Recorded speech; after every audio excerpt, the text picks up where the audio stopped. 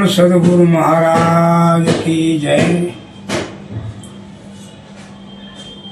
आरती जोई आनंद करे, सुखी दुखी लोक सहु, अखंड आनंद जेने टके, एने बळतरा मटी होय बहु। आरती भगवाननी होय, माताजीनी होय, पण भक्तो भाविक होय એ પણ જોતા હોય, કોઈ તાલથી જોતા હોય, કોઈ શબ્દોથી જોતા હોય, હવની સમજણ સુધી પણ આનંદ આવતો હોય, કોઈ તાલથી આનંદ કરતા હોય, કોઈ શબ્દોના રચનાથી આનંદ કરતા હોય, પણ કાયમ અખંડ જેના દેહમાં જે આરતીનો આનંદ છે ટકી રહે એવા કોઈ જ્ઞાની પુરુષોના આ વસ્તુ ટકતી હોય છે। તો આપણે એક દિવાળી વર્ષનો છેલ્લો દિવસ છે, બેસતું વર્ષ વર્ષનો પહેલો દિવસ છે। તો શરૂઆત થાય છે વર્ષની।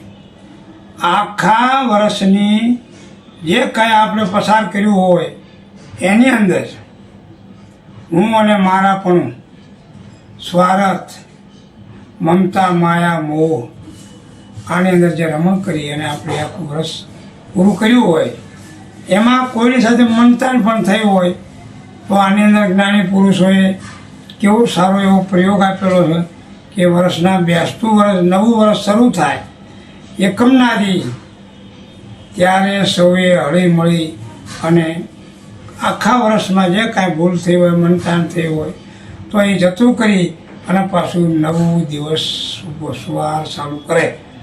આવું જ્ઞાની પુરુષોનો પ્રયોગ છે। એના માટે આમાં 5 સાખીઓ બેસતા વર્ષ નિમિત્તે લખેલી છે, એ આપણે કંઈક કહેવા માંગે છે। તો એને એમાં એમ કીધું કે બહારની હોળી બંધ કરો, માયાચાર,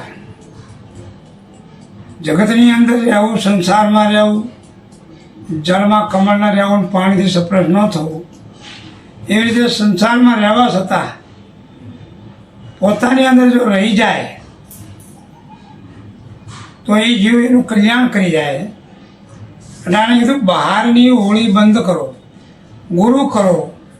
ગુરુ શિષ્યના સ્વાંદની અંદર પણ આ વાત સમજાવે છે કે 3 લોકનું રાજ મળે તો પણ તરણાત્વને કીધું એને સોનાના હિંડોળે પણ સંસારમાં સુખ નથી, આવું જ્ઞાની પુરુષો સમજાવે છે।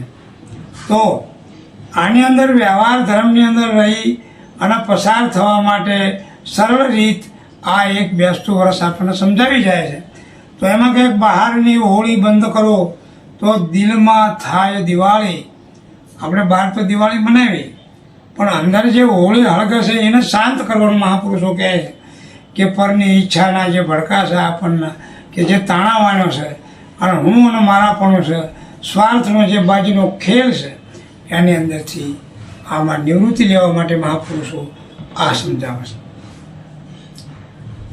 બેસતું વર્ષ બહુ સમજાવે, મુકાવે જૂના વેરને વાળી, સૌના સાથે સમતા કરાવે, કાઢે કુટેવું કજિયાળી। પહેલી સાખી શું કહી છે? બહારની હોળી બંધ કરો તો દિલમાં થાય દિવાળી, સાચી સમજ સુખ ઉપજે। સાચી સમજ, અનુમાન નહીં, યથાર્થ જેમ છે તેમ સુખની ચાવી એના હાથમાં આવી જાય। સાચી સમજ સુખ ઉપજે, નિજ નામને નિહાળી, પોતાપણાની યાદ આવી જાય અને જળથી ચેતન હું જુદો છું એ ભાન વર્તી જાય। એના માટે જ્ઞાની પુરુષો આ વાત સમજાવે। બેસતું વર્ષ બહુ સમજાવે, મુકાવે જૂના વેરને વાળી, સૌની સાથે સમતા કરાવે, કાઢે કુટેવું કજિયાળી। બેસતું વર્ષ બહુ સમજાવે, સૂક્ષ્મ રીતે સમજાવે। કેવું સમજાવે કે ગમે એટલું આપણને આખા વર્ષમાં મંતાર હોય, જૂનું વેર હોય તો એ જવું જ પડે। ભાઈઓના ઘરે જવું જોઈએ, મિત્રને મળવું જોઈએ અને જૂની વાત ભૂલી જવાની। રામ રામ કરે, સાલ મુબારક કરે, પ્રેમથી ભેટી પડે, આવો ચા પાણી પીવો, મુખવાસ લેવો, આવો બધું હેત પ્રીત ધરાવે અને જૂની વાતને જૂના વેરને વાળી મૂકવાનું કહે છે। તો બેસતું વર્ષ બહુ સમજાવે, મુકાવે જૂના વેરને વાળી, સૌની સાથે ક્ષમતા કરાવે. એટલે એમાંથી કોઈ મારા તારા પણ ઊંચા નીચા પણ વેર ઝેર રાગ દ્વેષ પણ એમાંથી નીકળી જાય. એ કાઢે કુટેવું કજિયાળે.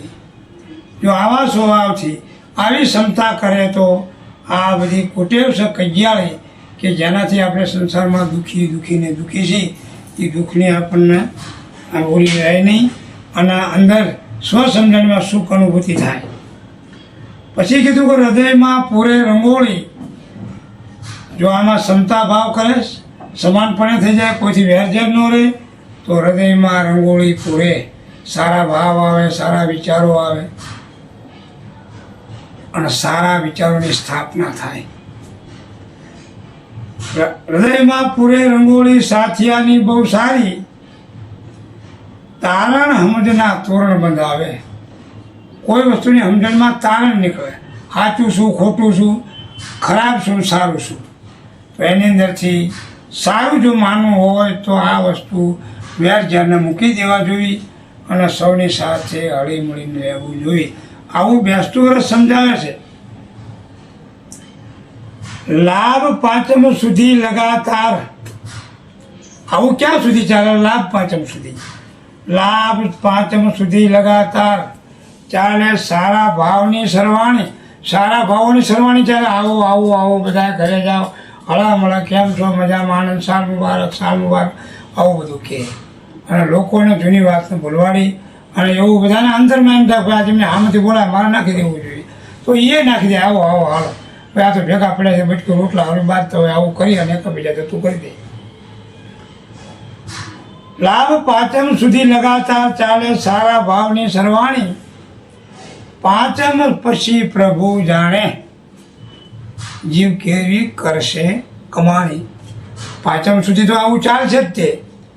અને પછી પાછું આખું વરસ હું અને મારાપણામાં જે કુટેવું હોય એ પછી પકડી લે છે. રાગ દ્વેષ જતો નથી અને વળી પાછા હું તોના મમતમાં હું અને મારાપણામાં ખેંચાઈ જઈ અને એકાબીજાથી તિરાડ પાડી, અંતરો કરી અને જુદાપણું માણી અને એકબીજા સુખેથી જીવી શકતા નથી. આ વાત જ્ઞાની પુરુષો આજે બેસતા વર્ષથી માંડીને પાંચમ સુધીના આનંદ આપણે ગણ્યો. આ જ્ઞાની પુરુષો 12 મહિના જેના દિલમાં દિવાળી માણી છે. એટલે એમ જ્ઞાની પુરુષોએ કીધું ને કે જેને જેને અનુભૂતિ થઈ એને કીધું આજ ગુરુના ચરણમાં મારા કાયણ દિવાળી, કદી એને ભાળી મેં રહે ને અંધેરી. કોઈથી મારા અંધારું નથી અને અજ્ઞાન નામનો કોઈથી પડછાયો મને પડતો નથી. અને મારા આનંદ આનંદ આનંદ આજ ઉસરંગ આજ નેનો માંડે સખી અમારા દેશમાં કંચન વર્ષામી. અમારી સમજણમાં સારા વિચારોનો વરસાદ વર્ષા કરે. એનાથી અમને ખૂબ સુખી છીએ. પછી ઘડીમાં હોળી, ઘડીમાં દિવાળી, મેં નગુણામાં નિહાળી. દાસ ધનો કહે સંત હૃદયમાં, અખંડ ભાળી મેં દિવાળી. હોળી ઘડીમાં, ઘડીમાં દિવાળી. સરખું હોય તો એના જો માનથી બોલાવે તો એને દિવાળી, અને જો એનું માન ન અથવા અપમાન થાય તો એને પછી હોળી. અને મને બોલાય અને હું એમને જોઈ લઈશ. એટલે આવું નગુણામાં નિહાળે હોળી દિવાળી. આવું ઘડીમાં રંગ, ઘડીમાં ચડે, ઘડીમાં ઉતરે, ઘડીમાં પીર થઈને પૂજાય. આવા બે રંગાનો કોઈ સંગ ન કરીએ એવું આમાં જ્ઞાની પુરુષો કહી ગયા. તો ઘડીમાં રંગ ચડે ઉતરે એમાં હોળી દિવાળી થયા કરે છે. એટલે દાસ ધનો કહે છે આ સંત હૃદયમાં મેં કાયમ અખંડ ભાળી દિવાળી. ઓમ સદગુરુદેવની જય.